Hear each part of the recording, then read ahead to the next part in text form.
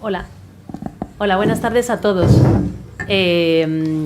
Vamos a empezar el cuarto acto del ciclo sobre la Unión Europea, presente y futuro, que desde la agrupación europeísta del Ateneo estamos organizando. Este acto en especial lo hemos organizado con la Fundación Alternativas. Quiero agradecer a la Fundación Alternativas y en especial a su vicepresidente, el señor Diego López Garrido, que va a coordinar este acto. Yo quería de manera muy sucinta presentar un poquito en la agrupación europeísta del Ateneo. Es una reunión de primero ciudadanos y luego ateneístas que nos reunimos con el ánimo de contribuir a elevar la calidad democrática en nuestro país con el convencimiento de que hay que traer el debate a la opinión pública, a la ciudadanía. Y es por ello que os insto a todos a debatir, siempre desde el respeto, pero tomar la palabra cuando nuestros ponentes y expertos acaben, tomar la palabra y precisamente intervenir, porque queremos hacer de estos actos participativos, en el cual el debate prime sobre la conferencia y la comunicación unidireccional.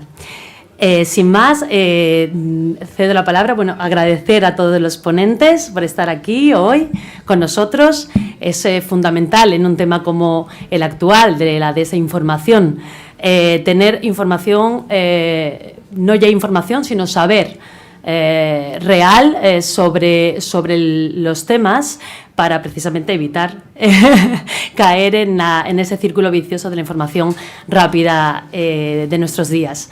Así que, sin más, cedo la palabra al señor Diego López Garrido. Muy bien, muchas gracias por la presentación inicial y, desde luego, tenemos los que estamos en esta mesa que agradecer al Ateneo de Madrid el que porque ha surgido del Ateneo de Madrid la idea de hacer una serie de debates. Nosotros le sugerimos al Ateneo el hacerlo sobre la desinformación y les pareció muy bien. Y aquí estamos, con representantes de diversos ámbitos de la sociedad española para hablar sobre el tema de la desinformación.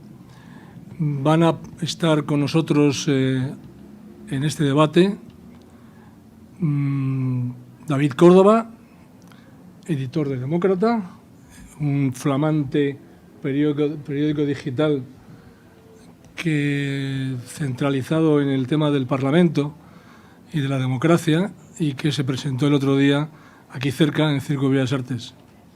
Luego tengo aquí a mi izquierda geográfica a Montserrat Rigal, periodista de Radio y Televisión Española, especializada en periodismo móvil e investigadora del proyecto Iberes, Inteligencia Artificial aplicada a la verificación de noticias falsas.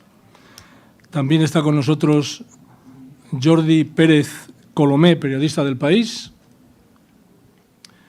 experto en este asunto también.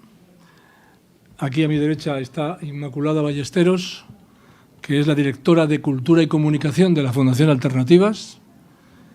Y más allá, en la extrema derecha, está Tomás Rudik, coordinador de verificación de bulos en Neutral, que es luego hablaremos de ese tema tan importante, los llamados fact-checkers, los verificadores. Es algo muy importante en este tema de la desinformación. El tema de la desinformación, que se ha convertido en un asunto central en el debate público, especialmente en el mundo occidental, que digamos que es un poco más el sufridor de este asunto de la desinformación,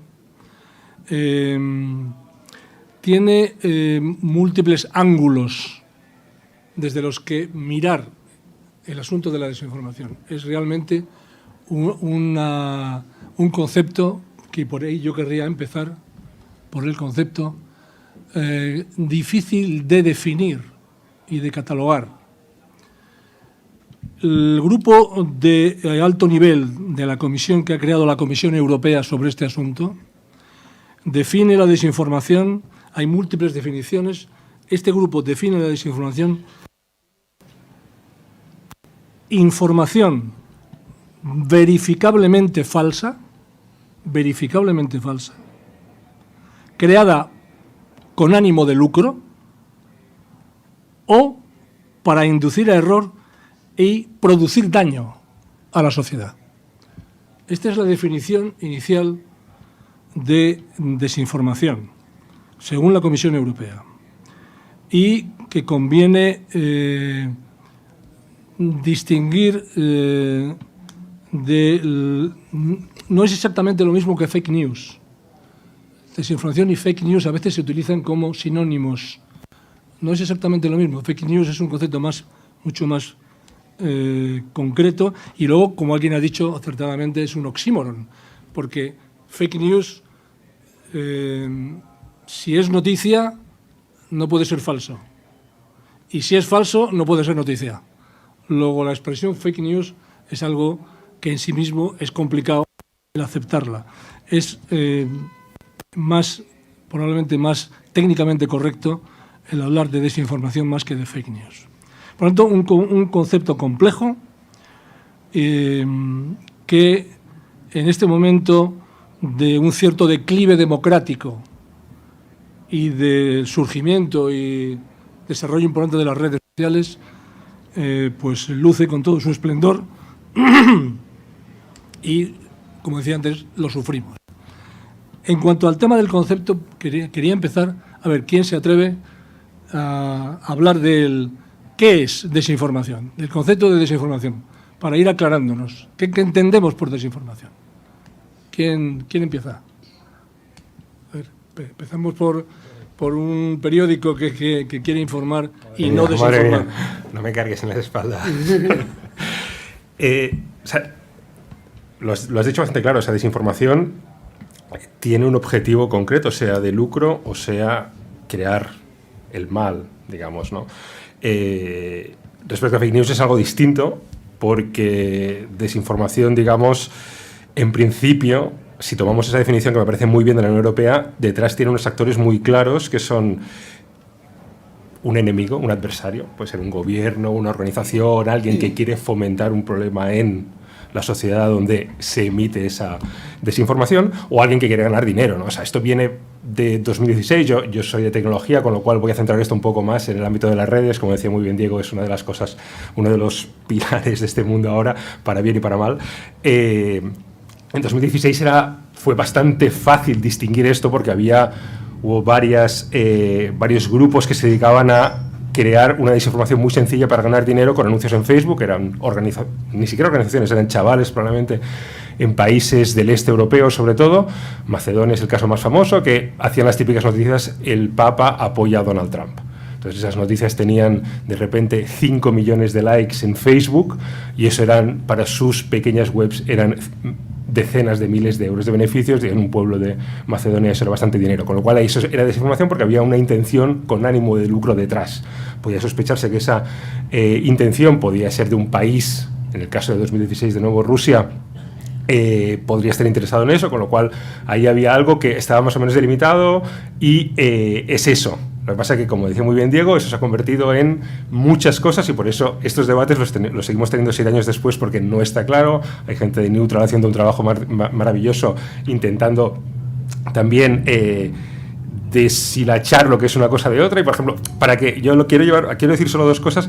Una es para que entendamos la importancia de esto y la confusión, y cómo vamos a seguir hablando de esto. O sea, en 2016, que para mí es la prehistoria, Facebook fue un presunto culpable de la elección de Donald Trump. No hay evidencia científica, es muy difícil confirmarlo, pero bueno, está ahí. Hay opciones de que algo puede haber, no Facebook como red, sino lo que ocurre en la red, ¿no? El caso que os he puesto más adelante. En 2024, hoy mismo, en el Congreso de Estados Unidos, había una sesión con el CEO de TikTok, que es el sospechoso, la red sospechosa de que en 2024 pueda ocurrir algo en las mismas elecciones de Estados Unidos, ahora con rivales distintos, veremos quiénes son, y con probablemente un funcionamiento distinto, pero sería lo mismo, algo parecido a desinformación. Lo que pasa que probablemente, hipotéticamente, presuntamente, un gobierno extranjero, en este caso el chino, propietario propietario, no, ojo con esto, sede de la empresa madre, o sea, China es la sede de la empresa, también súper ambiguo, pero bueno, es igual para entenderlos, sede de la empresa madre de TikTok, es ByteDance,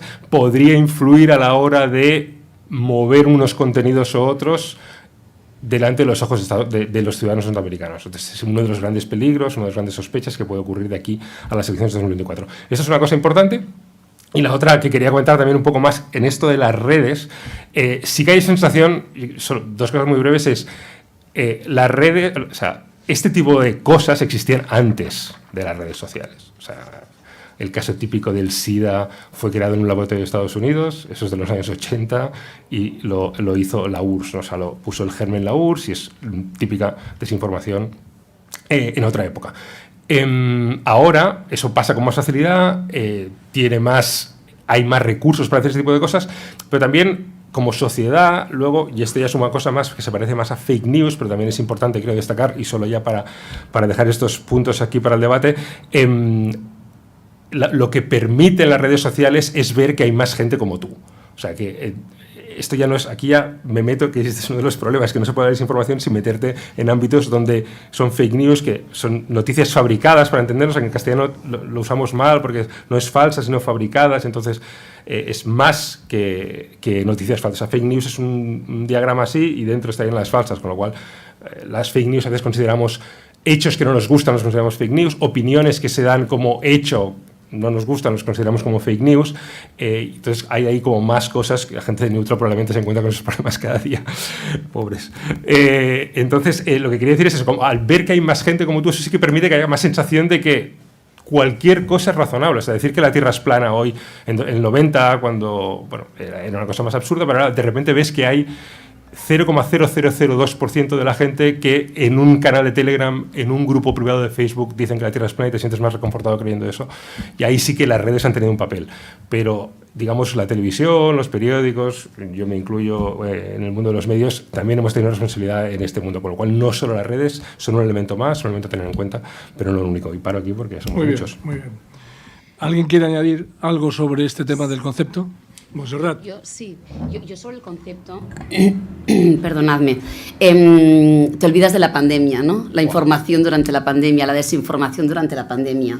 Las personas que voluntariamente o de forma involuntaria estaban emitiendo informaciones sesgadas sobre si hay pandemia o no hay pandemia, sobre si hay que vacunarse o no hay que vacunarse, ¿no? La guerra rusa contra Ucrania, ¿no? Sería otro gran ejemplo de desinformación. Pero si me preguntas qué es para mí lo de la desinformación, yo la entiendo como la difusión de información a sabiendas de su falsedad, con una intención clara de manipulación. Y curiosamente, en un encuentro internacional de fact-checkers en Noruega, en la capital Oslo, en el que tuve la oportunidad de asistir, había un encuentro internacional de fact-checkers y allí se puso de relieve la importancia que tienen los americanos cuando distinguen entre disinformation y misinformation, que esto es un concepto que aquí en Europa no tenemos y que yo creo que sí deberíamos tener, ¿no? Para ellos la misinformation es información falsa, ¿no?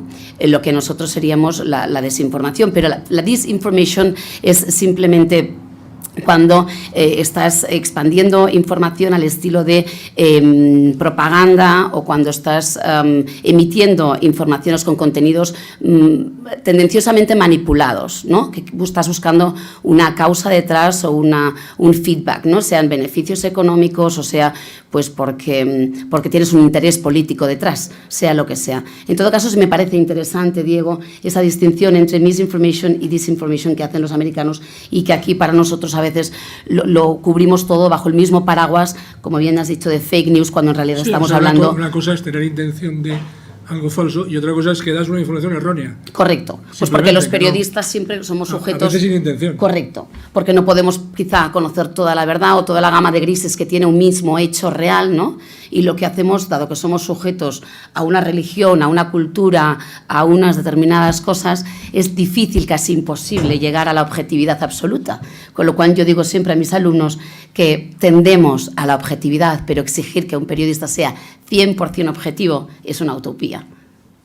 Bueno, Inmaculada quería decir también algo sobre este primer Bueno, yo enfoque. sí, el primer enfoque un poco para para encuadrar el tema y saber un poco de qué estamos hablando, aunque aquí desde luego ellos saben muy bien porque trabajan ahí de primera mano con todas estas fake news y la desinformación, pero yo creo que tenemos que hablar de que es una evolución, no es un fenómeno nuevo, como habéis dicho, es una evolución del fenómeno de la propaganda que ha sido utilizada como arma de guerra, lo comentábamos antes, ahora en el pasillo lo estábamos hablando, ¿no?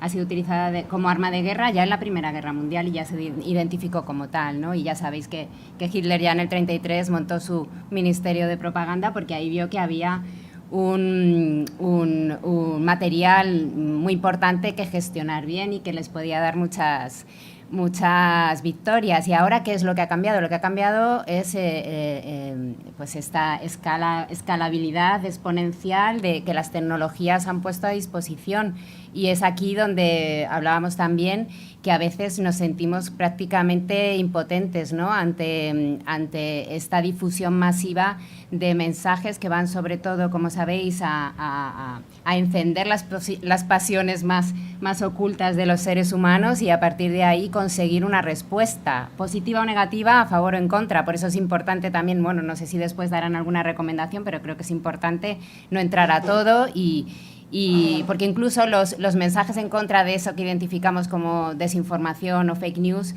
también hacen que siga creciendo ese bulo y que siga posicionándose en las redes y que bueno, que lleguen incluso a constituirse como verdad. Entonces, esto yo creo que, bueno, estamos en una evolución natural, como en todos los ámbitos, y luego quería discrepar, ya aquí para añadir un poco de sal al debate, quería discrepar en esto de que siempre las fake news o la desinformación tiene un objetivo de hacer el mal a la sociedad o cambiar la sociedad, porque mencionabas, Jordi, la cuestión de los adolescentes estos de Macedonia, de los jovencitos de Macedonia, que lo único que querían era ganar un dinerillo y no les importaba ni lo más mínimo si Trump ganaba las elecciones o no las ganaba, y no era, o sea, les daba prácticamente igual. Ellos lo que querían era engordar su cuenta corriente y era su único objetivo. Entonces aquí también tenemos un peligro con los jóvenes y las jóvenes que pueden encontrar ahí una manera de ganar dinero fácil ahora que estamos en año electoral y en todos estos años de convulsión, y que también fomenten... Pero eso es desinformación, ¿no? Eso es desinformación, sí, pero bueno, quiero decir que por el lucro... Pero no tienen el objetivo de hacer daño, cambiar un gobierno o posicionar un grupo político. Es un objetivo personal de lucro y ya está. Pero es desinformación, entiendo, ¿no? Sí, sigue siendo. Utilizan la desinformación. Es una forma de desinformar. Utilizan la desinformación con ánimo de lucro. Y aquí seguimos. Bueno, y el amigo David, que ahora con esta revista, de periódico digital, vamos a estar muy encima de él, de Demócrata, para que no desinforme. Así que cuéntanos. Cualquier medio, ¿no? Tenemos ese reto de no desinformar, sino informar, ¿no? Más por la parte jurídica, por el ámbito... Ay, perdón. Por el ámbito mío del derecho, en cuanto a la desinformación, yo creo que merece la pena tener en cuenta o destacar a qué afecta, qué es lo que agrede, ¿no? Bueno, pues agrede a un derecho fundamental, que es, en el caso de España, el artículo 20 de la Constitución, que es el derecho de acceso a la información, ¿no? Donde, además, en el caso de la Constitución española, veraz, efectivamente, dice la Constitución. Es una de las cosas grandes que tiene nuestra Constitución. No hay tantas constituciones que hablen de información veraz. Muchas recogen, lógicamente, el derecho fundamental de acceso a la información, pero no tantas hablan explícitamente de información veraz, ¿no? Y por lo tanto, cuando hablamos de desinformación, estamos hablando de una acción que agrede a un derecho fundamental. Un derecho fundamental que tiene dos partes: el derecho de comunicar información y el derecho a recibir información veraz. Probablemente en el caso español la jurisprudencia hasta el año 2000 y un poco más se ha fundamentado sobre todo en el derecho a comunicar, por los casos que ha habido. Pero no se ha desarrollado tanto la segunda parte del derecho, que es el derecho a recibir información veraz. Y es muy importante también, como sujetos que tenemos este derecho, pero también como sociedad, porque la deliberación pública se hace con información. Entonces, de ahí la relación con la democracia y por eso me ha parecido un tema apasionante. Es decir, el problema también de la desinformación no es solo que agrede al derecho de manera subjetiva, sino que nos afecta a la toma de decisiones, como puede ser un voto, como puede ser una consulta pública, etcétera, etcétera, ¿no? Y creo que es muy importante. Donde el problema, por ejemplo, con esta definición, a mí nunca me ha gustado la definición, la verdad, del grupo, porque que es normal, tiene sus límites, y el límite es hablar de la intencionalidad, ¿no? Querer hacer el mal. Pues, no sé, yo si fuera un juez y tengo que decir, oye, es que esto es querer hacer el mal, pues definir hacer el mal, bueno, pues es uno de los retos que vamos a tener. ¿Qué significa hacer el mal? O sea, juzgar la intencionalidad no es nada fácil.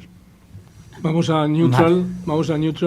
Buenas tardes. Bueno, que trata sobre estos asuntos de una forma muy precisa y exacta. Nos interesa mucho tu opinión. Bueno, gracias por la invitación. Bueno, tal vez en nuestro caso tenemos una mirada muy metida en el asunto porque vivimos a diario combatiendo desinformaciones, fakes, bulos. Creo que el tema terminológico es muy importante. Me parece muy interesante debatir qué se define, porque hoy en día lo que vemos es que todo parece ser un bulo.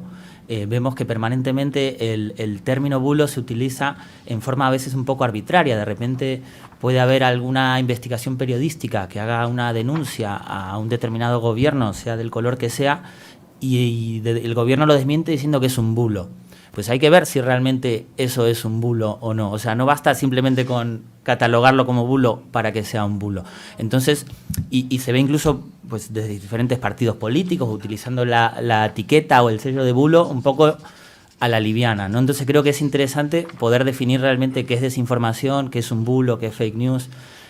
Nosotros tendemos a ver más la desinformación como un concepto más general, como un fenómeno, como una situación de época que obviamente tiene que ver con el auge de las redes sociales que han impulsado. Es verdad que la mentira existe pues desde hace muchísimas décadas, ahora tiene otro alcance obviamente por las redes sociales, y luego lo que son los bulos, que es una palabra española que es muy útil porque nos ayuda a no utilizar el término fake news, que a los verificadores no nos gusta usar fake news o noticias falsas, por lo que decían, ¿no? De que al final una noticia si es falsa pues tal vez no es noticia. No es noticia. Entonces el término bulo es más preciso y además es más concreto. Entonces tendemos a ver la desinformación como un fenómeno más general y el bulo la forma concreta que adquiere determinado contenido falso que se ha viralizado en redes sociales o en determinadas plataformas. Lo de la intencionalidad es un debate interesante. Es verdad que los debates académicos hablaban de que la desinformación o las noticias falsas tenían una intencionalidad. Es verdad que muchas veces en Neutral vemos que pues, a veces se generan contenidos con una finalidad satírica, irónica, con la idea de hacer una broma, y luego se terminan viralizando y generan desinformación a pesar de que originalmente no han tenido una intencionalidad de producir daño. Entonces es verdad que pues, es una definición que está bien debatirla, ¿no? Y luego con lo de realizar daño, pues me gustaría precisar que hay varios factores de hacer daño, ¿no? O sea, hacer daño puede ser intentar intervenir en una elección o en un proceso democrático para desestabilizarlo. Puede haber un daño también en el sentido de intentar promover un remedio falso o desacreditar, no sé, las vacunas contra la COVID, etcétera. Entonces, pues ahí se produce un daño a la salud. También hay desinformaciones que producen daño al medio ambiente, como se ve hoy en día con toda la desinformación climática. Y luego también está el daño económico. O sea, hay muchísimas estafas que circulan en redes sociales, que buscan lucrarse y estafar a la gente y que le producen incluso pues que la gente sufra un daño económico. Entonces, pues hay distintas variables, pero todas creo que se engloban en la definición de daño que daba pues la Comisión Europea, entiendo. Muy bien, muy bien. Tomás, hemos dado una primera ronda sobre el tema del conceptual, que creo que es un arranque importante, ¿no? Creo que se ha conseguido, y Tomás lo ha completado, y tenemos una cierta idea de qué estamos hablando cuando estamos hablando de desinformación. Yo quisiera plantear un segundo enfoque, que es casos concretos determinados a los que hemos sentido que son desinformación. Y me gustaría saber vuestra opinión. Por ejemplo, todo el tema del Brexit. La campaña del Brexit fue una campaña basada en falsedades bastante evidentes, que luego incluso alguno de los culpables de esa desinformación reconoció que había mentido descaradamente, hablando de todo lo que se llevaba a la Unión Europea del Reino Unido y tal y cual. La protagonista fue el Cambridge Analytica, esta empresa que se hace con 50 o 60 millones de identidades para poder lanzar mensajes que, con efectos, en el caso del Brexit, de ganar el referéndum de salida de la Unión Europea. En el caso de Donald Trump, de ganar las elecciones en Estados Unidos, también interviene Cambridge Analytica. El caso de Rusia y de China, dos estados que todo indica que tienen desde el Estado una estrategia de desinformación, el caso de Rusia y China, y luego el caso ya incluso realmente esperpéntico de lo que podríamos llamar la industria de la desinformación. La desinformación ya se ha convertido en ocasiones en una industria. Es decir, grupos. Recientemente veíamos como un grupo llamado Team George, equipo Jorge, israelí, grupo privado que se vende en el mercado para desinformar. Y si se le paga, ellos se encargan de hacer una campaña de desinformación sobre lo que sea. Es una pura acción mercantil que podríamos llamar la industria de la desinformación. Bueno, todos estos elementos, todas estas amenazas, estos casos, me gustaría saber qué opináis sobre ellos, si se ha exagerado, si no, si... ¿Qué os parece? Todos estos elementos en donde que sí da impresión de que efectivamente es un hecho reciente, novedoso, que forma parte de nuestra realidad. En el 2016 se le llamó el año de la posverdad. En 2017 no sé si Economist o Financial Times le llamó el año también de la posverdad. Bueno, estos casos, ¿qué os sugieren estos casos? ¿Qué he citado? Monserrat. Yo, por ejemplo, yo hablando del Brexit en concreto, sí creo que ha habido una desinformación intencionada, con lo cual hablaríamos de bulos, evidentemente, y aquí en el ámbito de que tú seleccionabas, Tomás, de distintos tipos de daños, en mi caso, a mi modo de ver, en este caso sí que hay un daño reputacional evidente contra la Unión Europea, es decir, una menor confianza de la ciudadanía hacia esta institución. No podríamos hablar de daño económico, de daño político, etcétera, pero sí, a mi modo de ver, que había una intencionalidad muy clara de cargarse a la Unión Europea. Y en algunos casos pues se ha conseguido, ¿no? Esos daños reputacionales que no solo a instituciones, a organismos, de hecho me consta, la Unión Europea está súper preocupada por este aspecto y están llevando a cabo distintos encuentros. El último se produjo hace un par de meses en Bruselas con políticos y expertos de todo el mundo, de la OTAN, Naciones Unidas, el mundo académico, periodistas, hicieron un encuentro para poner encima de la mesa, junto con también medios de comunicación, la importancia de evitar ese descrédito constante de determinadas informaciones que se nos olvida, son súper baratas de esparcir, no cuesta nada y cuesta tanto informar de la desinformación que se generan empresas privadas como Neutral, Maldita.es, Verificat en Cataluña, todas ellas se han puesto ahora de acuerdo para firmar un código de buenas prácticas liderado por el IFCN, que es una entidad americana nacida en Florida en el 2016. Ellos crearon este sello de identidad como fact-checkers. Europa va un poco a remolque, pero hay un código que ellos firman de veracidad, contrastación, independencia política, ideológica, etcétera.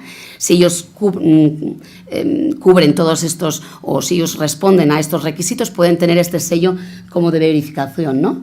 Eso es importante, tener en cuenta que los organismos están muy preocupados sobre el tema y sobre todo pues porque ¿quién va a liderar el Ministerio de la Verdad? Que es para mí la pregunta clave, Diego. ¿A quién le damos el poder de que nos digan que esto es misinformation, disinformation, fake news, bulo? ¿A quién se lo damos? A las instituciones democráticas, para empezar, ¿no? Y como yo represento Televisión Española, a los medios de comunicación públicos, por ejemplo, y ahí intento explicar. Bueno, entraremos luego en eso que planteas. Venga, vale. Entraremos luego en eso. ¿Queréis decir algo más sobre estos casos concretos?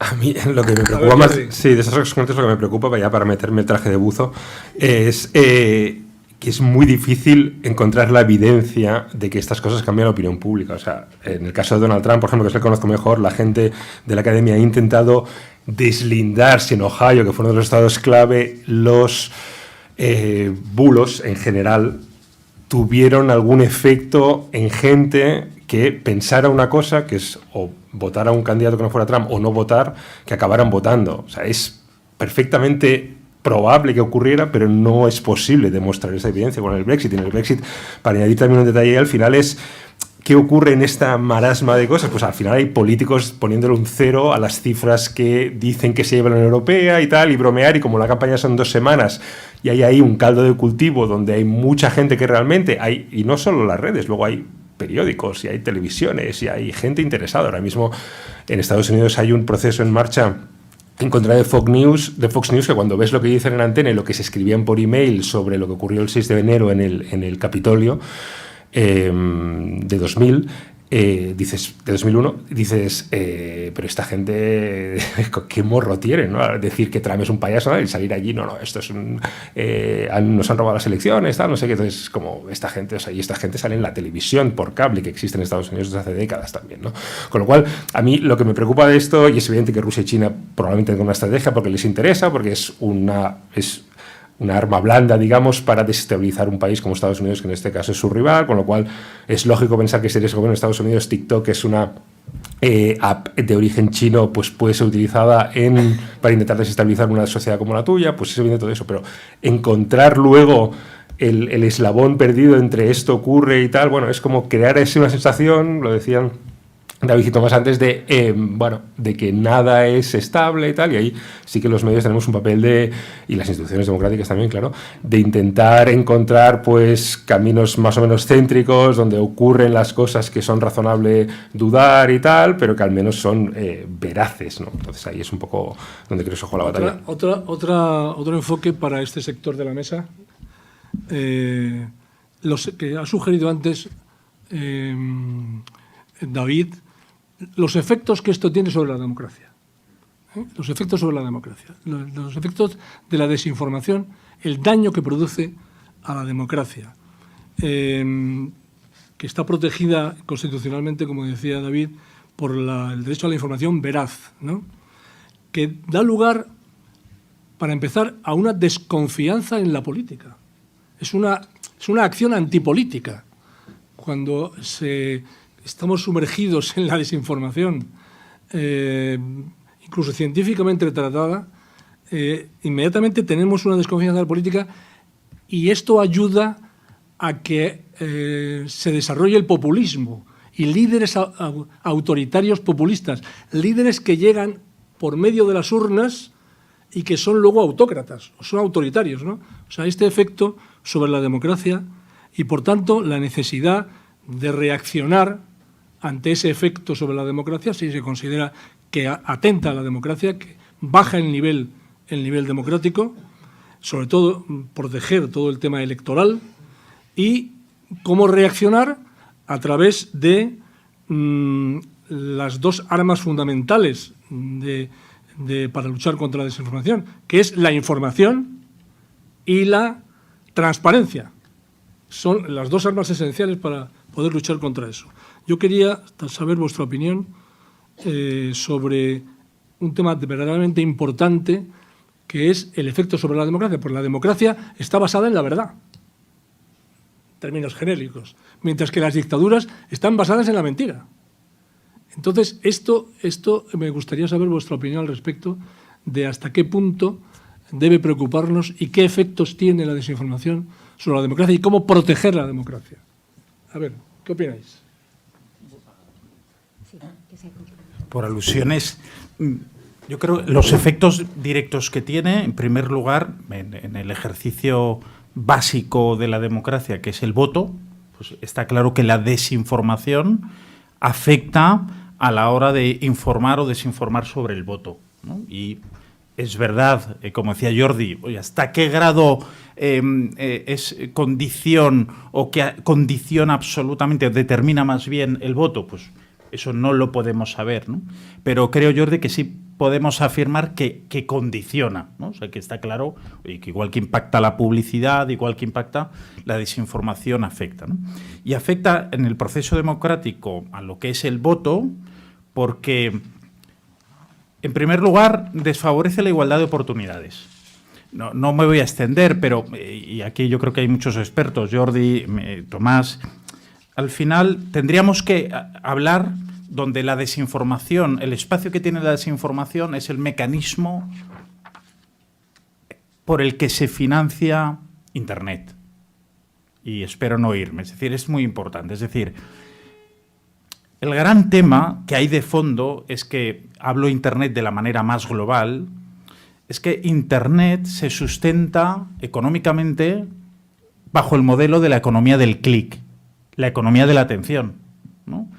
De hecho, los que no lo hayáis leído, merece la pena leer a partir de 1945 un documento muy interesante de Parnerbert Bush, que era el responsable de inteligencia de Estados Unidos, justo al final de la guerra. Bajo su cargo tenía 6.000 científicos, y él plantea qué hacemos a partir de ahora con estos 6.000 científicos que han destinado su tiempo, su cabeza, a desarrollar armas, ¿no? Y os lo recomiendo, seguro que algunos o muchos lo conocéis, pero es muy interesante para los que no lo conozcáis leer el documento donde él ya visualiza lo que sería Internet, lo que es los hipertextos, etc.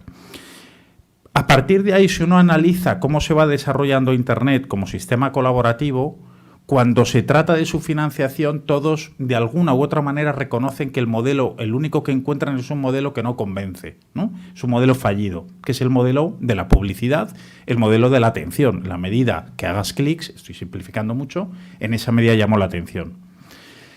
¿Qué sucede con el ámbito de la desinformación? La desinformación, al final, los incentivos que hace que una persona haga clic son los incentivos propios de Internet. La emoción, la identidad y la ideología.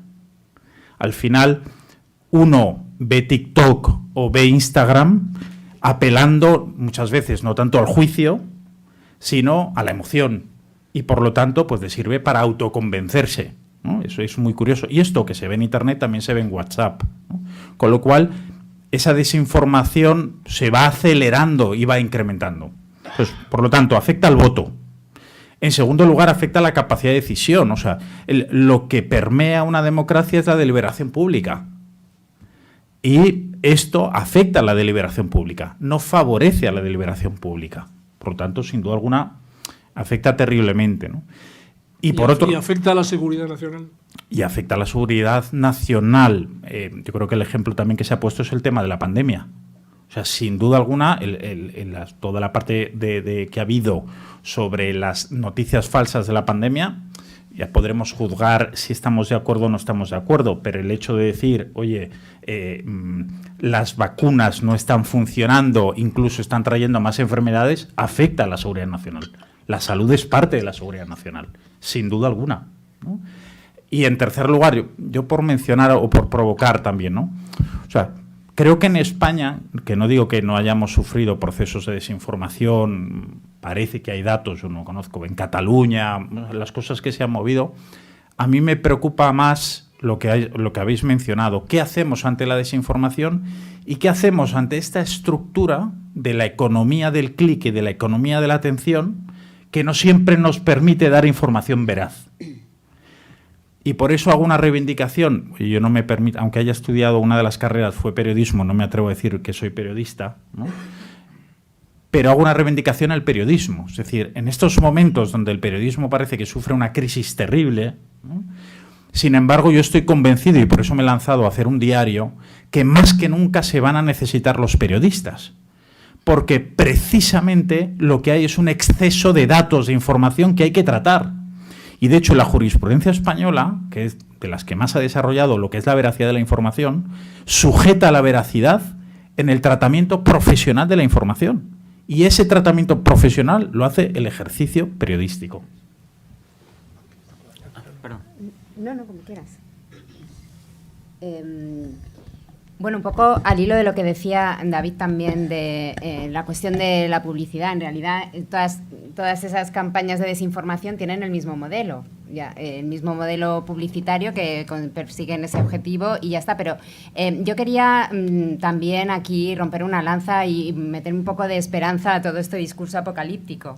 es que creo que hay que tener en cuenta también los datos de cómo estamos. Y parece que en un momento inicial todo esto era como territorio comanche, que aquí todo circulaba libremente, no había manera de controlar ese avance de los bulos o la desinformación en las redes sociales, pero poco a poco también los propios usuarios, lectores de las redes sociales, estamos aprendiendo a cómo manejarlo y hacer nuestra propia criba también. Y aquí esto se puede demostrar también con los datos. Estaba repasando esta mañana unas encuestas que había en Estados Unidos sobre a los usuarios de redes sociales, les preguntaban la fiabilidad o la confiabilidad que les daban las noticias que leían en Internet con respecto a 12 años atrás.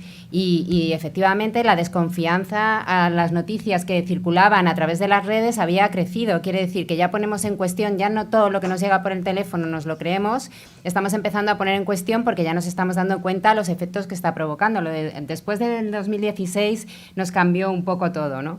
Y a partir de ahí también otra cuestión importante, que por ejemplo en esto que decían este grupo de adolescentes famoso de Macedonia que seguía insistiendo a los electores americanos sobre lo bueno que era Donald Trump, decían que para ellos había sido muy difícil entrar en los votantes de Bernie Sanders. Y esto también nos tiene que hacer que pensar qué perfil es el perfil del votante de Bernie Sanders. Pues son personas completamente fuera del mainstream, o sea, fuera un poco de las redes sociales, del círculo vicioso de las redes y demás, y es gente que es como más reflexiva, que se toma que interpreta el mundo o la información que recibe de otra manera. Y esto pues es yo creo que para mí es una luz de esperanza de decir, bueno, poco a poco iremos avanzando y espero que podamos fortalecer esas habilidades que todavía estamos aprendiendo. Es como si estuviéramos aprendiendo a leer y escribir en este momento, ¿no? No sé, Tomás. Tomás, yo te quería hacer una pregunta.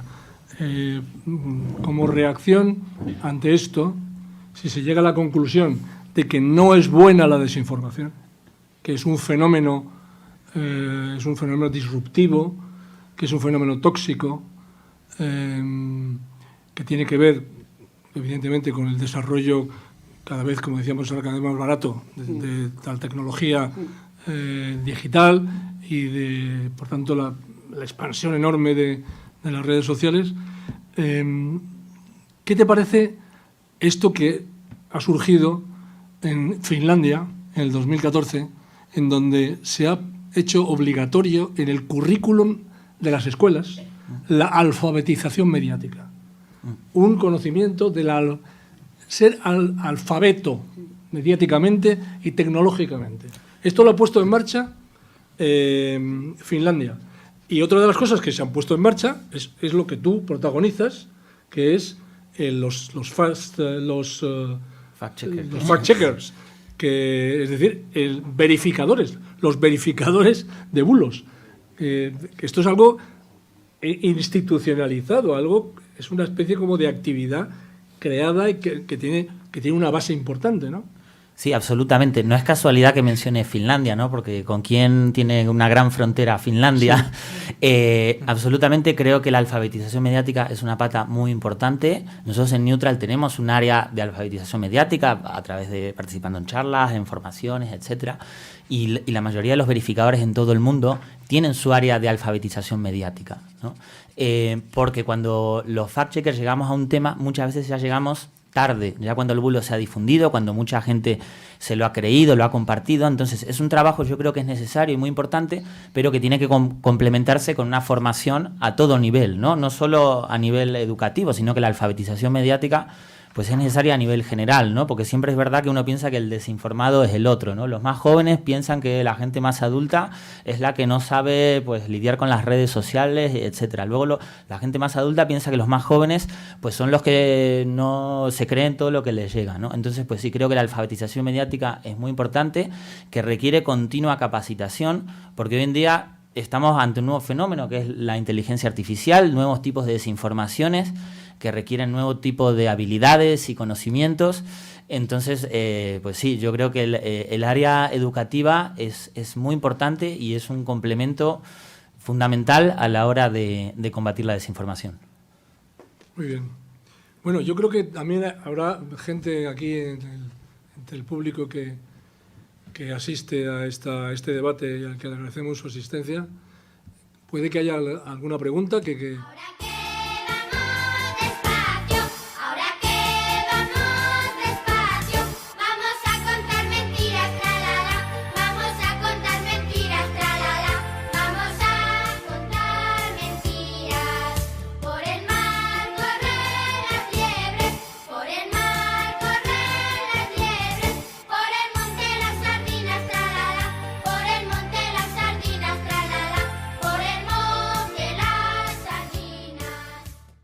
Simplemente aquí entre el público que asiste a este debate y al que le agradecemos su asistencia, puede que haya alguna pregunta que por ejemplo, tú. Sí, un tema que, no sé si me oyen, un tema que me preocupa es la información sobre hechos que han ocurrido, pero mucha desinformación, mucho fake news es sobre el futuro. No hay más que ir al discurso de Tamames de ayer, de Ramón, para darse cuenta que está hablando del futuro. Y claro, lo de mentir o no mentir sobre el futuro es muy peculiar. Por ejemplo, ustedes no han hablado de dos temas interesantes que son el negacionismo y el otro, la conspiración. Que eso están llenos en fake news, ¿no? Es un tema que deberían de preocuparles. Esa es una cosa conceptual. Y luego tengo una pregunta que me inquieta mucho, que es, no sé cómo explicarlo. ¿Por qué la prensa escrita española es tan amarilla? Pregunta para Jordi. O sea, yo he vivido en muchos países. No todas, no todas. No, Todas amarillas. el 87%. No, yo termino la pregunta. Yo he vivido en muchos países, o en varios países, y uno va a comprar periódicos, prensa escrita, y tienes una variedad de derechas, de izquierdas, tal, pero dentro de ser de derechas o de ser de izquierdas, por ejemplo, se ajustan a una cierta verdad. Pero es que en España vas a comprar unos periódicos y es un horror. Es decir, es todo amarillo, casi todo. ¿Vale? No quiero mencionar el país. Pero es cierto, ¿por qué? Es una herencia. ¿Cuál es la explicación sociológica por la que haya tanto amarillismo? O sea, desinformación.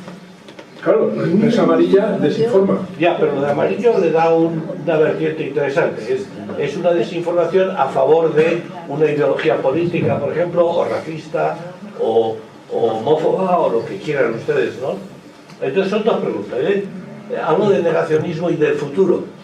Es decir, porque, claro, prohibir o hacer checks o verificadores o alfabetización de que algo que ocurrió es verdad o no es verdad, vale. Pero, ¿y algo que decimos que va a ocurrir? Y está lleno, ¿eh? El negacionismo es fundamentalmente que no hay calentamiento global, que no... En fin, yo qué sé, ya lo saben ustedes. A ver, Jordi, sobre la prensa. Bueno, sobre el futuro contestará Tomás o David. Alguien, no. A ver, sobre la prensa tengo que discrepar ligeramente. Hay un punto, o sea, lo ha dicho David antes, que Internet trata de fomentar nuestra parte más emocional, nuestra parte más identitaria, pero esto es humano, esto no ha llegado con Internet. Entonces, esa parte, los periodistas, no solo los de prensa escrita, creo, Montse, aquí en la televisión puede decir algo, sabemos eso y sabemos que a la gente le interesa más, puede canalizar mejor un interés hacia algo que toque esos temas. O sea, nosotros en cualquier medio, no solo de prensa escrita, sabemos de base que un crimen va a interesar más que un debate en el Congreso de los Diputados. O sea, eso creo que no estoy descubriendo nada aquí. Entonces hay una parte de eso. Y luego sí que en España una de las diferencias con los países con más tradición, por ejemplo Reino Unido, es el paraíso de los tabloides. O sea, donde se han mentido vilmente en portadas sin ningún tipo. Lo que pasa es que está como muy separado de lo que podría ser la prensa seria. O sea, tú coges el Daily Telegraph en Reino Unido y es prensa seria, conservadora, que tiene como una cierta distancia con el Sun o con el Daily Mail, que son diarios más, pues eso, los que cargaban con el peso del Brexit en 2016 eran los tabloides. Los serios intentaban manejar un poco, por ejemplo, el FT sería lo que sería en sentido español un periódico liberal, pero es extremadamente serio. Entonces, ahí como en España no tenemos ese perfil, pues ahí quizás sí que sea como una especie de diluido entre todos los medios. Yo diría que no solo la prensa escrita, ahora que tenemos la Internet, y estamos pescando en esa especie de magma amarillento, y por eso a veces no está tan separada la prensa seria, entre comillas, de lo que en otros países, por ejemplo en Estados Unidos también tienen sus tabloides, y hay más esta separación histórica y tradicional en países con más tradición que en el nuestro. Eso es lo que es, eso sí que es desinformación científica, porque efectivamente en el Reino Unido tú sabes lo que es amarillo y lo que no lo es. Y entonces los tabloides van diciendo, soy amarillo, y la gente que compra y quiere que le mientan, como el bolero. Miénteme, por favor, porque eso es lo que va a comprar. Vale, perfecto, pues hay un público para eso, que le tienes que mentir todos los días porque lo que quiere es consumir mentira. Pero en España, lo que nos decía nuestro amigo, que no sé cómo te llamas, Jesús de Miguel. Nuestro amigo Jesús de Miguel nos decía que, claro, que en España el problema es que hay periódicos que ocultan que están orientados hacia un determinado sesgo ideológico, que están al servicio de eso y que lo ocultan, lo tapan, editorializando titulares. Es que hay titulares que son auténticos editoriales. Eso es realmente desinformar, ¿no? Yo creo que eso es un fenómeno español muy nocivo, realmente muy nocivo, ¿no? Margarita, Monse. Yo no sé si os sirve también la reflexión esa con respecto a lo que decía usted. ¿Por qué? Voy a meterme ahora. Sálvame es el programa de televisión más visto, el que tiene más audiencia en este país. En Televisión Española estamos preocupados por las audiencias, aunque no deberíamos, porque no luchamos por audiencias, sino por contenidos de calidad. Pero es verdad que a lo mejor el nivel cultural de nuestro país deja bastante que desear con respecto a países ejemplares con un nivel de felicidad máximo como es el de Finlandia, ¿no? Donde se está formando a la gente desde las escuelas a discernir entre lo que es cierto, lo que no lo es, a dar herramientas a los alumnos para diferenciar entre el tipo de información que consumen. Yo les digo a mis hijos que consuman todo tipo de información para luego generar su propia opinión, ¿no? Pero desde las escuelas no se está ayudando a ese ejercicio de ser críticos con todo lo que consumimos y con todo lo que nos llega. Creo que es importante la media literacy, pero no solo para los chicos, sino también para los mayores, para todos nosotros, ¿no? Ahí lo dejo, ¿no? Creo que nos falta todavía ser exigentes como ciudadanos de las informaciones que recibimos y un punto más crítico por parte de los ciudadanos. De verdad lo considero. Lo de Sálvame, que dices de Sálvame, pero Sálvame no va de que quiera hacer la verdad revelada. Sálvame sabe... El que ve Sálvame sabe lo que está viendo. ¿O no? Sí, todos los que ven Sálvame... Pero no transmite... ¿Sí? Ese es un buen debate, porque noticias, ¿dónde empieza? No transmite noticias. Pero mira, el problema hay cuando se transmiten noticias a través de un medio... Eso es grave, eso es muy grave. Falta de transparencia, que sería lo deseable, ¿verdad? Que desde un titular es un titular, punto. La editorial tiene que ser en otro apartado. Estoy de acuerdo, claro, Diego. Claro. Porque cuando barajamos editoriales en medio de titulares estamos confundiendo al personal, a menos que el personal sepa lo que está consumiendo. Si estoy consumiendo un determinado canal, un determinado periódico que me está mezclando las dos cosas y por el sesgo de confirmación, por la teoría del carro ganador, etcétera, ¿no? Me apunto a ese medio, pero tienes que saber qué es lo que estás consumiendo, por encima de todo. ¿Sí, David? No, hay dos, perdona, que hay dos personas que hace tiempo que están... Que una persona que representa la radio y televisión española y que has hablado de Sálvame, pues precisamente Sálvame es un programa de entretenimiento que no da más de sí, pero lo que sí daría mucho de sí es estudiar lo que es hoy la radio y televisión española, lo que son los informativos y los programas de entretenimiento en la radio y televisión española pública, porque está bien para hacérselo mirar. Tela marinera. Para un debate, aparte, sí. Es un debate solo, la radio y televisión española. Había otra persona ahí también que quería intervenir ahí, sí. Sí.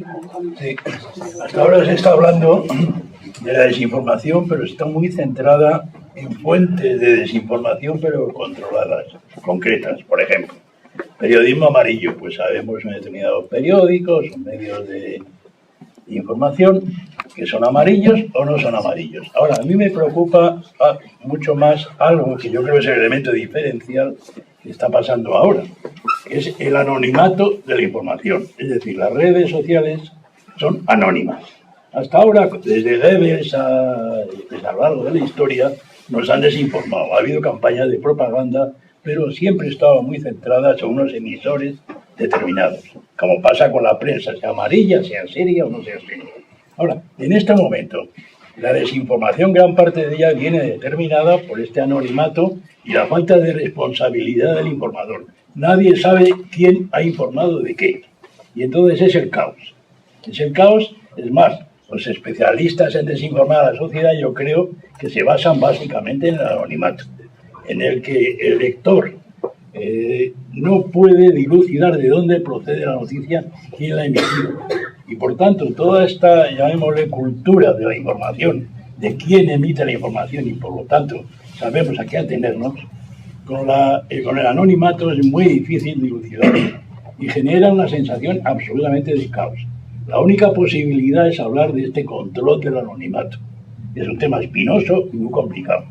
Pero, ¿había que plantearse este tema del control del anonimato o no? Entramos en el tema de la regulación. Bueno, yo coincido con lo que dices. En Neutral nos encontramos en muchos casos con desinformaciones que son anónimas, que no tenemos claro de dónde provienen o que están replicadas en múltiples formatos, en múltiples plataformas. De repente es un vídeo en TikTok, una captura de pantalla en Facebook, un tweet, etcétera, etcétera. Obviamente la prensa tradicional, pues muchas veces hay informaciones pues que son imprecisas, incorrectas, que pues también pueden dar lugar a desinformación, pero en gran medida lo que más nos encontramos nosotros son desinformaciones en redes sociales pues que vienen de múltiples orígenes, que no está claro quién es el emisor. Entonces es verdad que esto que dices está muy marcado también. Yo no sé si hay que identificar o no, eso pues ya es otro debate, pero es verdad que gran cantidad de desinformación proviene de usuarios supuestamente anónimos. Es verdad que con determinadas tecnologías, estudios, se puede llegar a rastrear determinadas campañas, cómo se generan, porque de repente se lanzan una cantidad masiva de mensajes en determinado día sobre determinado tema.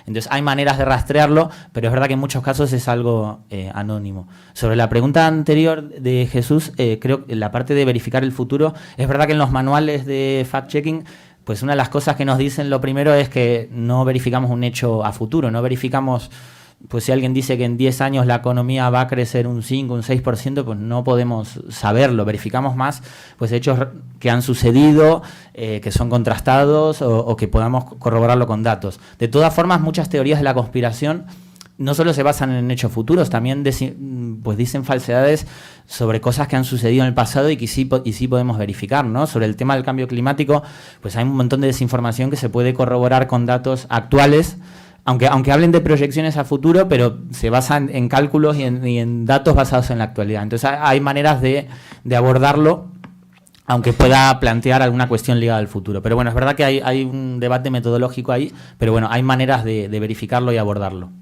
Hay dos personas que querían que han levantado la mano ahí. Bueno, muchas más. A ver, empezamos por... Quiero preguntarte si habéis pensado, y aprovecho que eres jurista, si habéis pensado cómo habría que buscar una regulación para garantizar el derecho fundamental a recibir información veraz.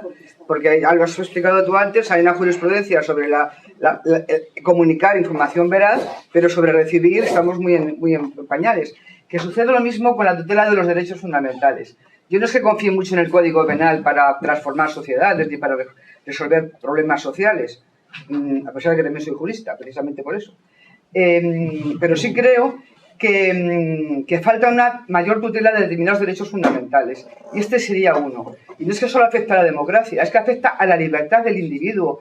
Porque en una sociedad tan compleja, donde moverse en ella requiere una información continuada para poder tomar decisiones informadas, el no tener una información veraz afecta a derechos fundamentales, incluso al propio desarrollo de la personalidad. Es que es básico, que en la sociedad actual no te puedes mover sin una información de la que te puedas fiar, y por tanto creo que es un derecho que está muy desprotegido.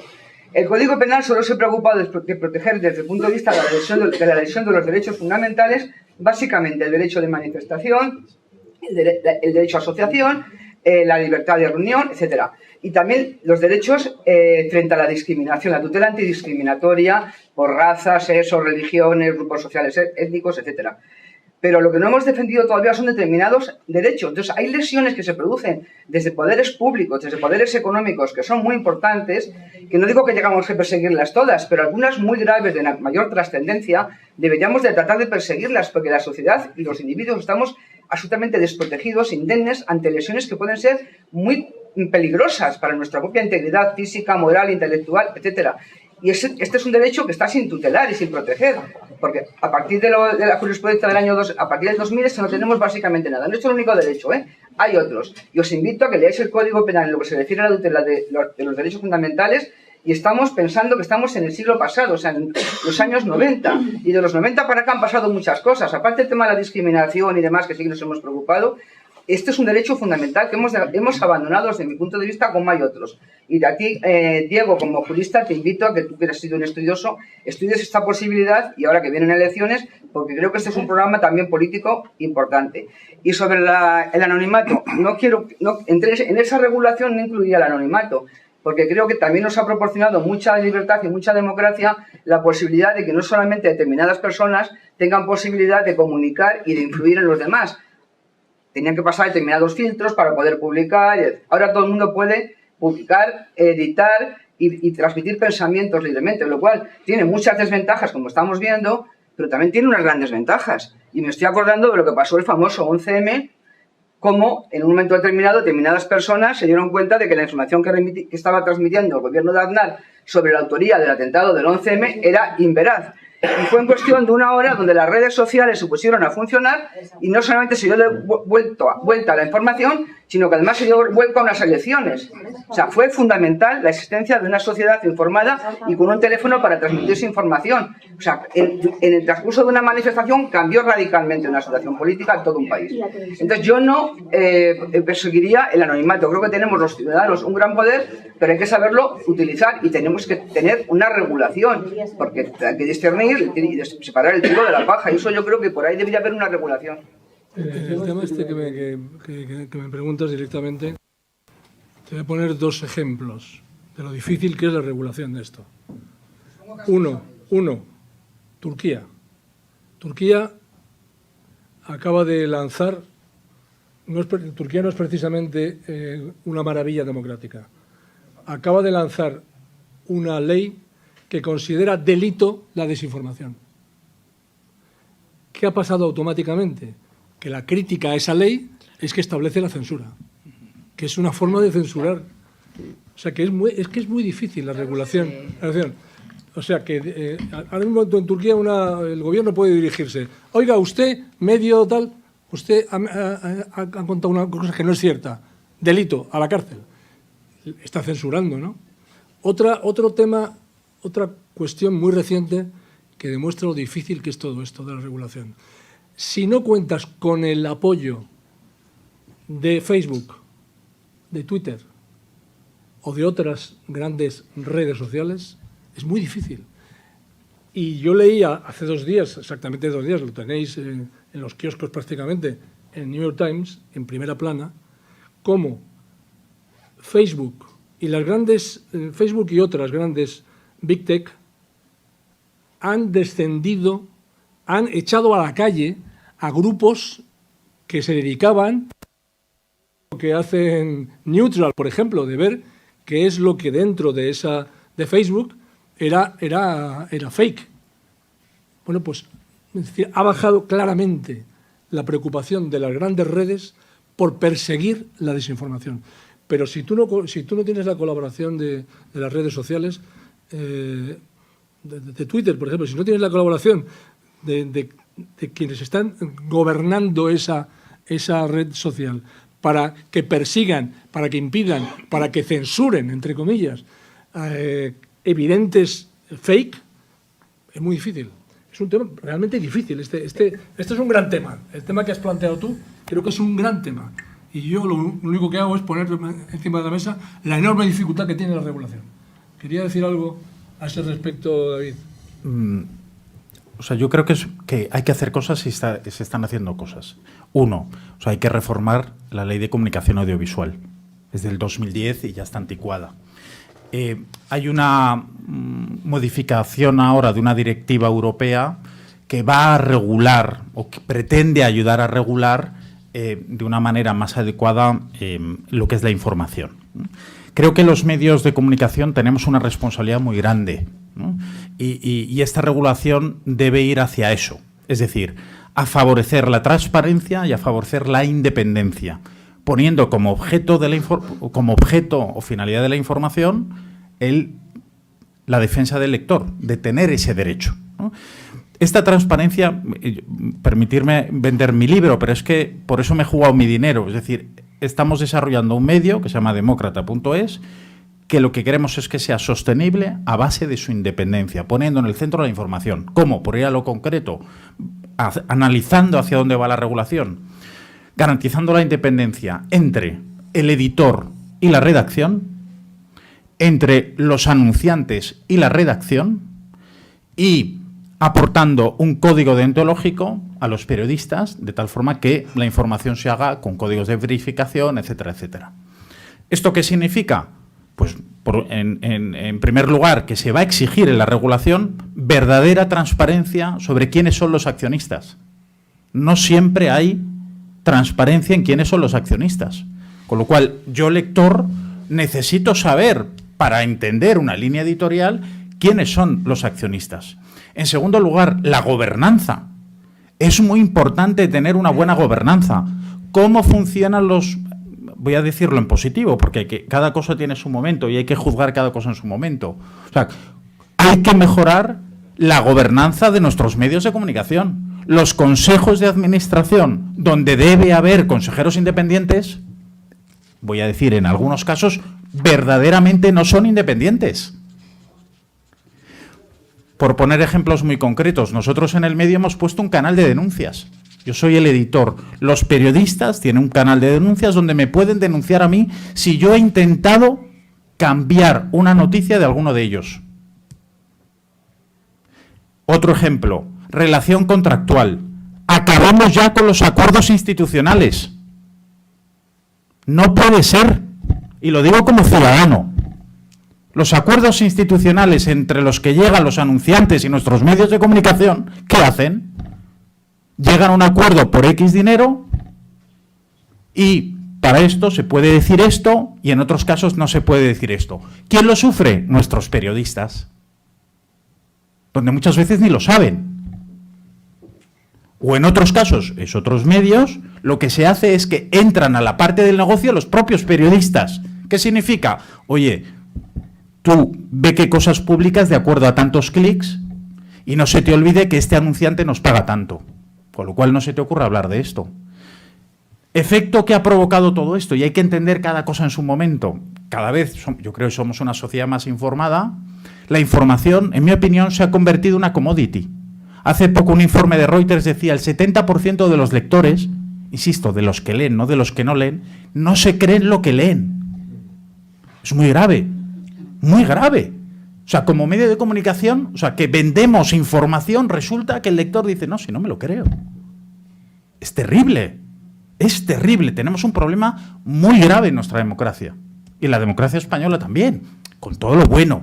Y creo también lo creo, que todos los medios y los grandes grupos están en una reflexión muy seria para cambiar el modelo, porque el modelo se ha roto.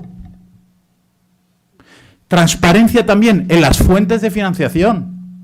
Os invito a ver un medio que se llama Axios. Axios, una de las cosas que pone es ¿cómo gano dinero? ¿Cómo se sostiene? Transparencia. ¿Que hay financiación pública? Transparencia. Exijámonos, medios de comunicación, que recibimos de estas instituciones públicas tanto dinero, tanto dinero, tanto dinero. Que el lector lo pueda saber. Que el lector sepa si esta tribuna, si esta opinión está pagada o no está pagada. En mi opinión, el branded content no funciona. La relación entre agencias de comunicación, y me estoy jugando la vida con lo que estoy diciendo, soy consciente, la relación entre agencias de comunicación... Te protegeremos. Pero la relación entre agencias de comunicación, agencias de medios y medios de comunicación tiene que ser mucho más transparente. Ya no hay anuncios. Los grupos mediáticos, su fuente principal de financiación no es los anuncios, son los eventos. El modelo se ha roto. Todos, y aquí los grandes grupos tienen una posibilidad muy grande y una responsabilidad, y creo que hay, yo sobre todo creo en la redacción, y no sé, pienso ahora en El País, pues El País Hay una gran cantidad de periodistas y de directores con esa vocación de decir, oye, que estamos y tenemos la capacidad de dar una información muy buena. Bueno, pues de abajo arriba yo creo que se puede lograr poco a poco porque todos quieren. El problema es que también los medios están en una crisis económica terrible por lo que decía Diego.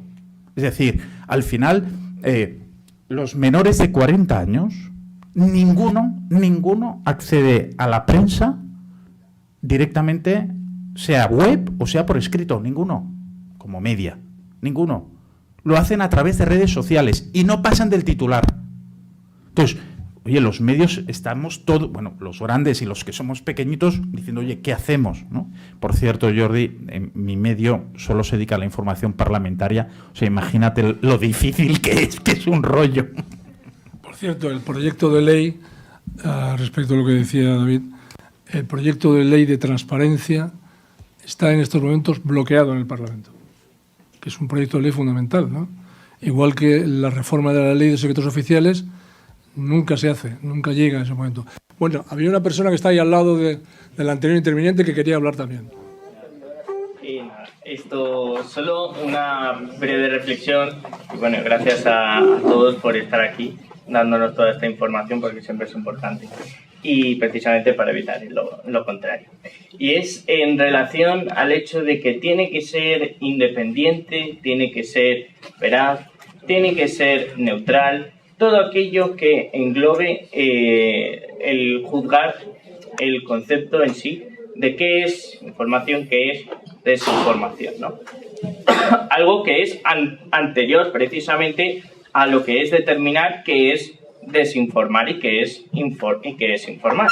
Y para ello me llama mucho la atención que existan empresas dedicadas a eso, en vez de una agencia pública que y yo soy del Partido Popular, que conste.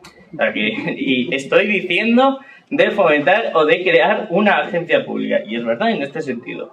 Oiga, vamos a ver, una agencia pública que se dedique de forma neutral, de forma independiente y que además cuente con funcionarios que sean con ambas características, evidentemente, ¿no creen ustedes que puede llevar a cabo una actividad mucho más congruente para buscar esa desinformación y eliminarla de las redes? Y nada, ya está. Me parece... Bueno, vamos a darle la palabra a Inmaculada y a Montserrat ahora al respecto.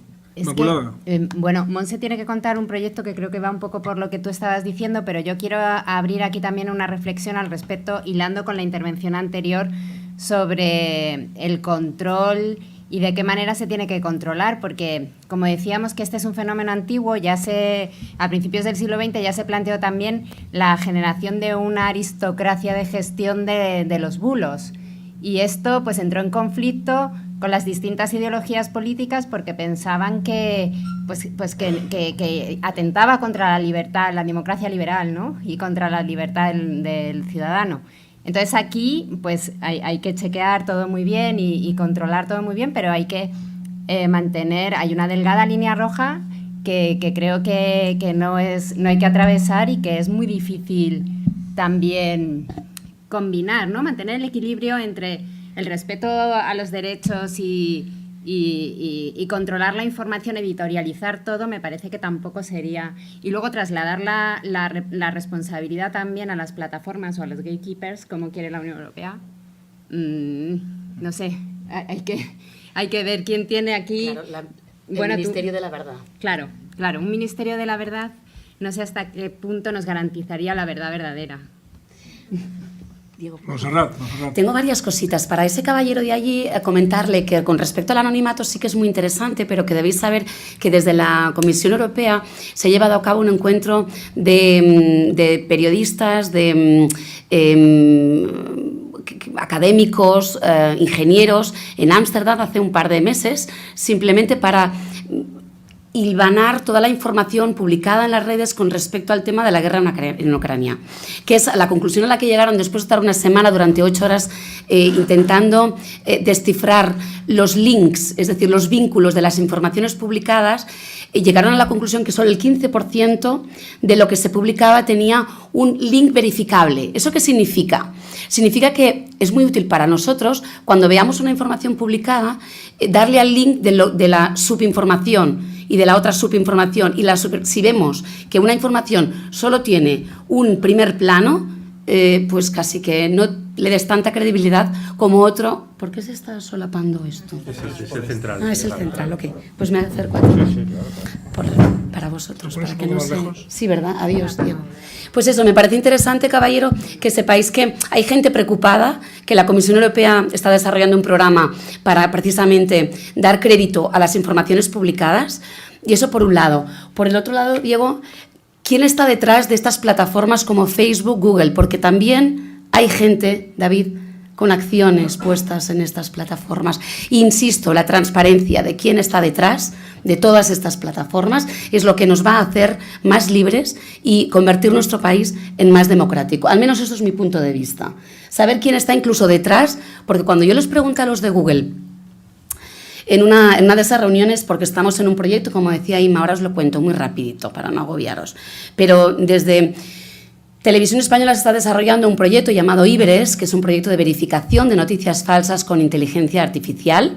Es un proyecto con la cátedra de la Universidad Autónoma de Barcelona, junto con 4 universidades españolas, Carlos III, la Universidad de Granada, la Universidad Politécnica y la UAB, en la que tenemos que desarrollar a 3 años vista, con fondos Next Generation, valorados en unos 3 millones de euros, unas herramientas que nos permitan, desde el ente público, desde RTV, verificar informaciones y ofrecerlas de forma gratuita a los otros medios de comunicación.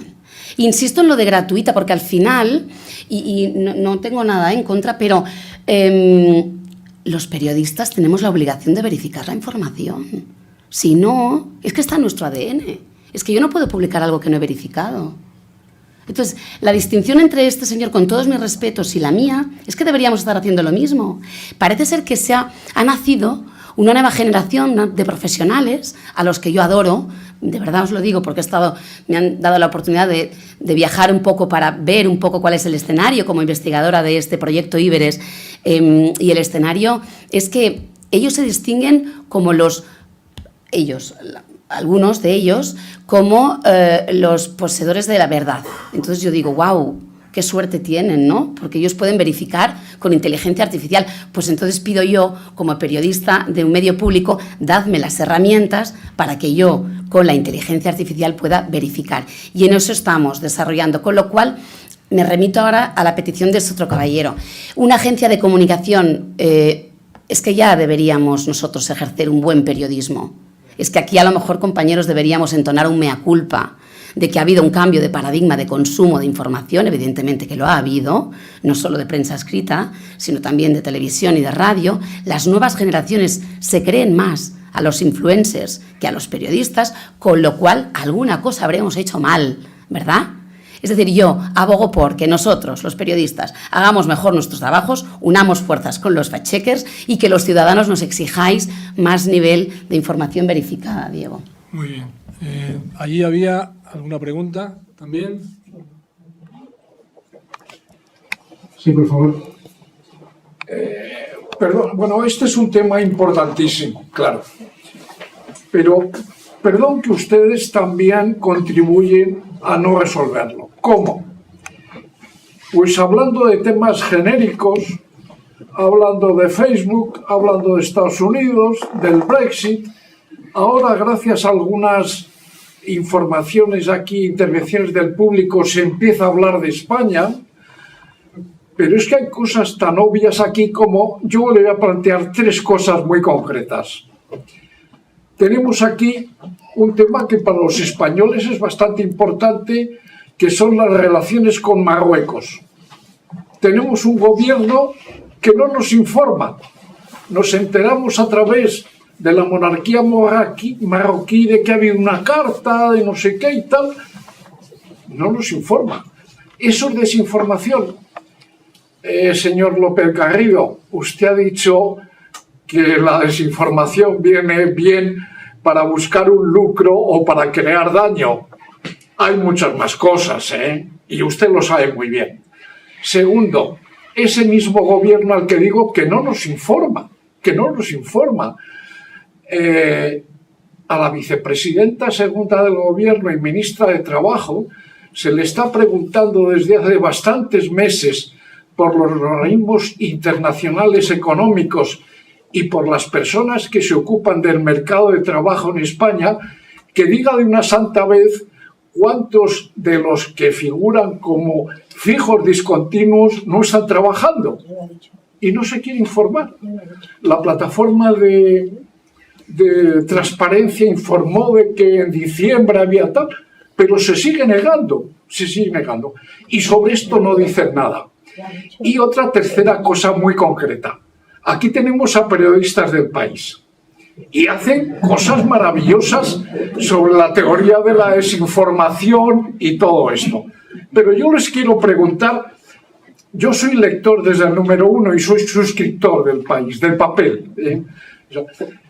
Pero echo de menos, se dice, hay que comprobar las informaciones y las que no se dicen.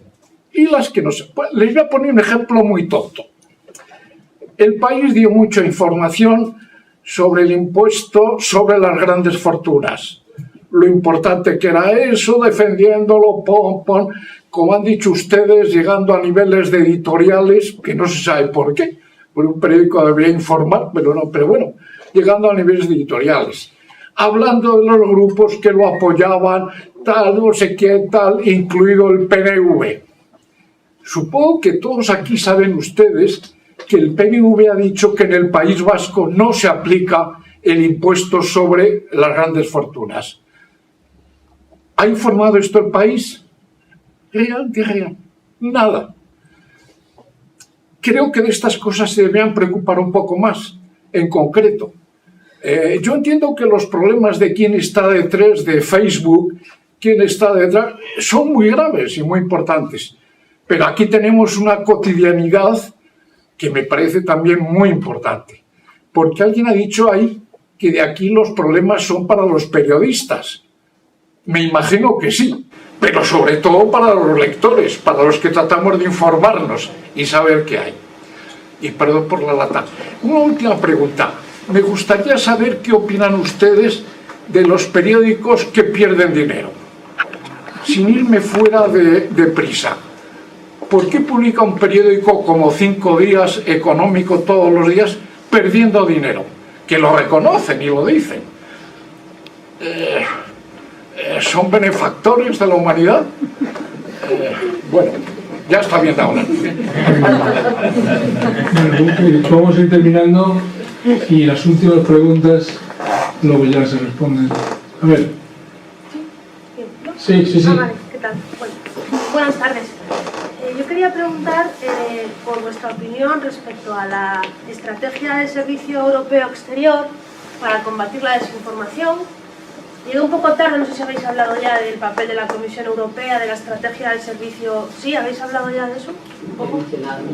Como llegué tarde, lo siento. Vale, bueno.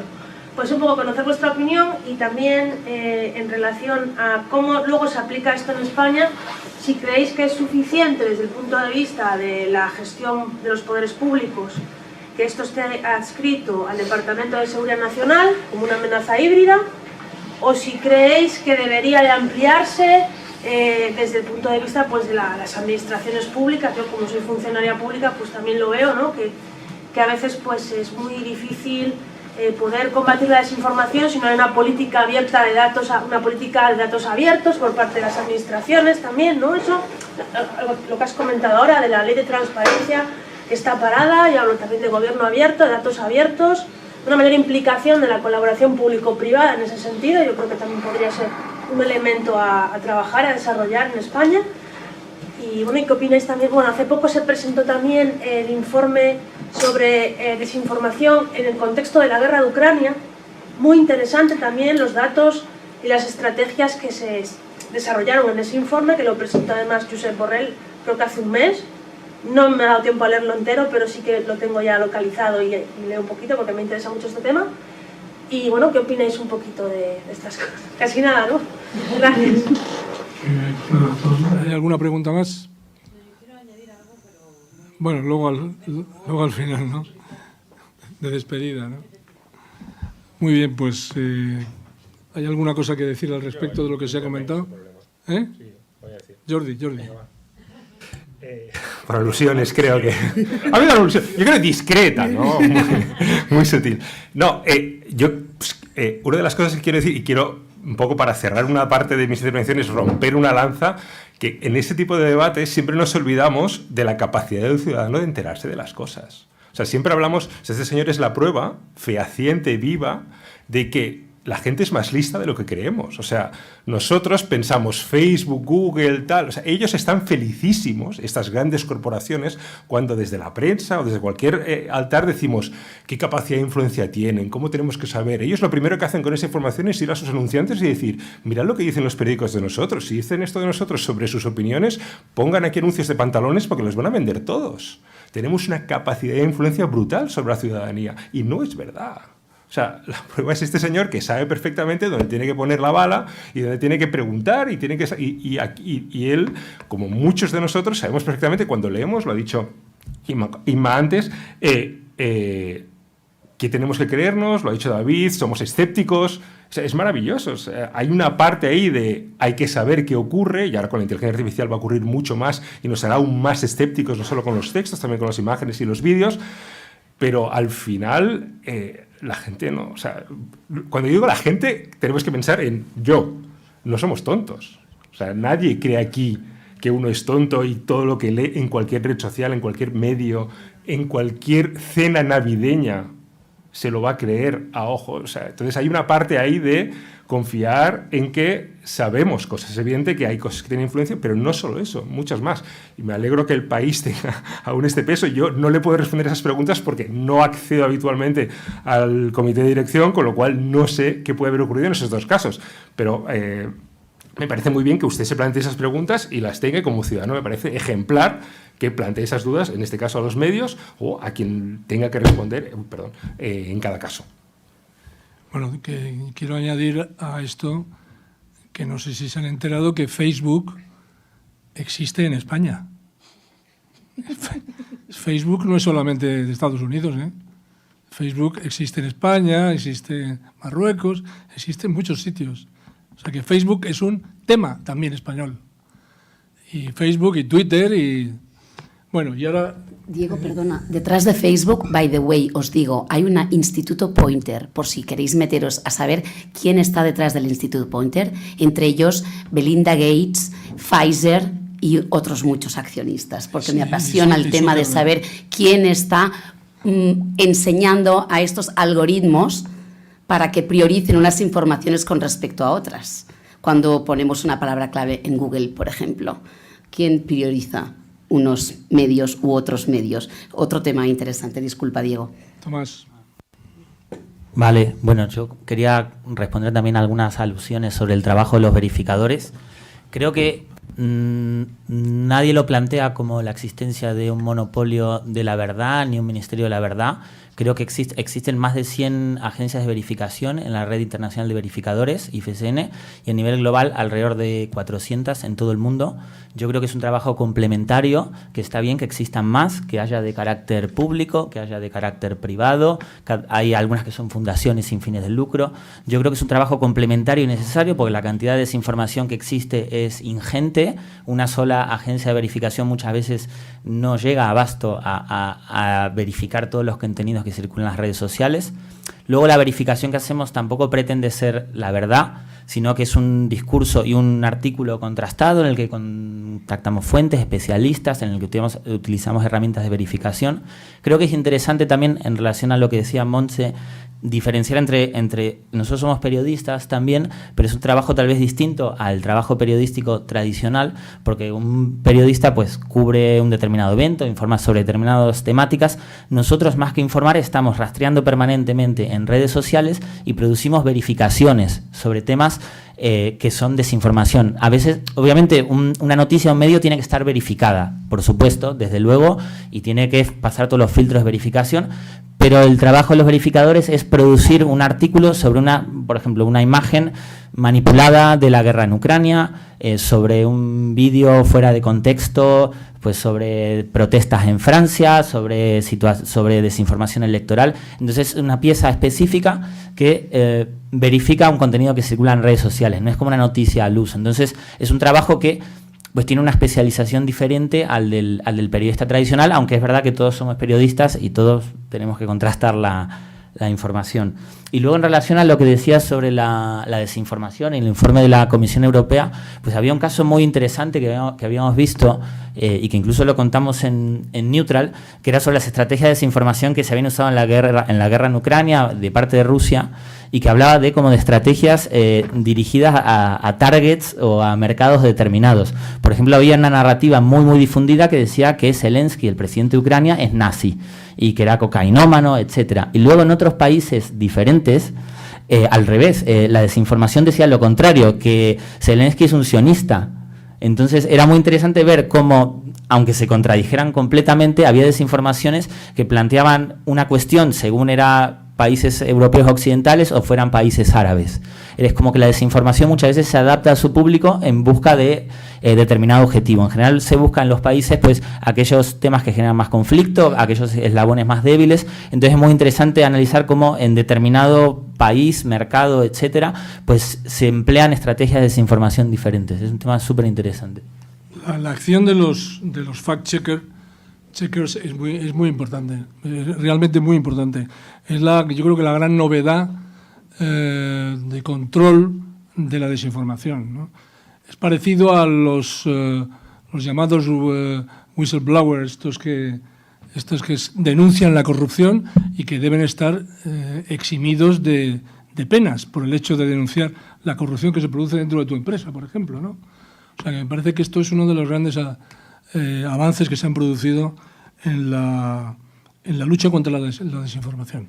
Y bueno, y Liuba creo que quería decir algo. Yo solo por un poco también sintetizar, ¿no? Yo, como soy ingeniera de telecomunicaciones, todo lo veo en canales. Eres capaz de sintetizar todo lo que hemos dicho. Pero, y no encuentro solución. Eso es lo peor. No, pero el caso es que al final lo que tenemos es un emisor, un mensaje y un receptor. Nos hemos centrado mucho en el receptor, ¿no? Los ciudadanos, a veces diciendo que, bueno, que somos inteligentes, otras veces que no somos suficientes, que no tenemos suficiente cultura general para apreciar todo eso, o la alfabetización en la que trabaja Finlandia. Todo eso me parece que está bien, pero que no está ahí el problema. El problema no está ahí. Tampoco está en el mensaje, la desinformación como tal. La mentira es un hecho humano. De hecho, la comunicación humana es gracias a crear bulos. Sobre el león está ahí, pero al final no está ahí. O sea, es un hecho humano. La mentira la tenemos que asumir y el periodista podemos trabajar en un código deontológico, pero al final está toda la relativización de la propia persona, pues todos sus prejuicios que cada uno llevamos en nuestra mochila. Con lo cual, también es complicado que esté ahí la solución. La solución está en el emisor.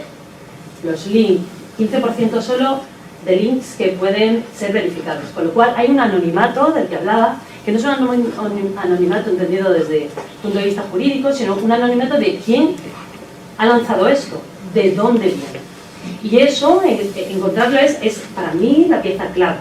Pero eso, para encontrar eso, no lo vamos a hacer solos, porque los que tienen que responsabilizarse son para mí los poderes públicos. Todo está para mí en los poderes públicos. Lo que pasa es que digamos que l'enjeu économique, ¿no? el dinero que hay detrás, porque por ejemplo simplemente el mercado bursátil cambia de un día a otro, y lo sabemos con una mera información, con que Warren Buffett diga lo que sea, una información, con lo cual estamos en nuestro paradigma actual, es el paradigma de la información como centro, como recurso, que no es productivo ni mercantilista, es un nuevo elemento que no podemos tocar, intangible, pero que sin embargo en torno al cual gira todo, ¿no?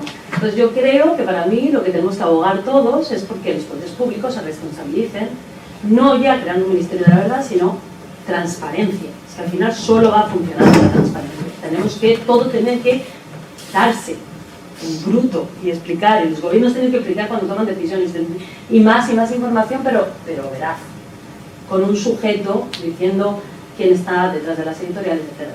No es una pregunta, son mis divagaciones de todo lo que he podido leer últimamente, pero no sé si vosotros tenéis una solución, porque hemos visto como muchos enfoques, pero ¿hay soluciones a esto? Es complicado. Diego, un segundo. Yo no tengo ni idea, pero estoy leyendo al respecto también.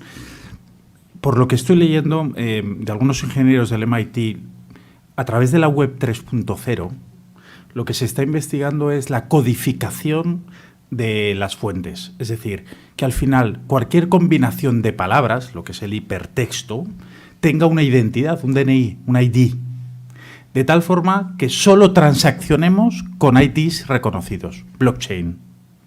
Pero eso con la información. Y sé hasta dónde he llegado, es que se está trabajando en eso.